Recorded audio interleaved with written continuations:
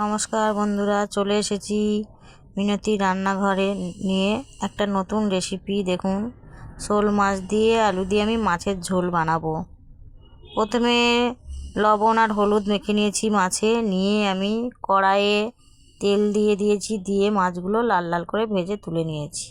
নিয়ে দেখুন, আলুগুলো আমি কেটে ভেজে নিলাম। ভেজে আমি আলুগুলো লবণ হলুদ দিয়ে ভেজে তুলে রাখলাম। নিয়ে আমি একটা মশলা দেখুন করে নিচ্ছি। টমেটো দুটো, লবণ হলুদ জিরে ধনে আর একটু গুঁড়ো লঙ্কা, দুটো পেঁয়াজ আমি বন্ধুরা বেটে নিয়েছি।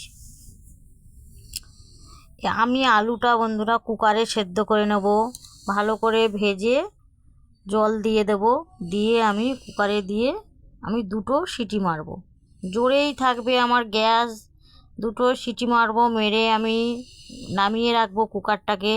নামিয়ে রেখে কড়াই বসাবো, আবার তেল দেব, দিয়ে আমি একটু লবণ দিয়ে পেঁয়াজ বাটা দিয়ে দেবো। দুটো পেঁয়াজ আমি বেটে রেখেছিলাম।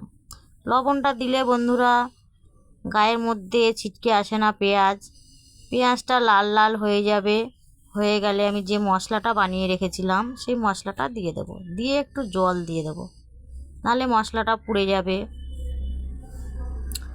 এটা খেতে খুবই ভালো লাগে, আপনারা বানিয়ে খেয়ে দেখতে পারেন। এবার দেখুন, মশলাটা আমি ভালো করে কষছি যতক্ষণ না জল দিয়ে আমি একটু ভেজেছি। জল না দিলে মশলাটা পুড়ে যাবে।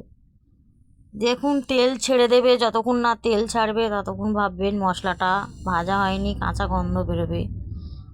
আলুটা আমি সেদ্ধ করে রেখেছি, তাই আমি মাছগুলো দিয়ে দিলাম মশলার মধ্যে আগেই, একে একে দিয়ে মাছগুলো, তারপরে আমি আলুটা ঢেলে দেব।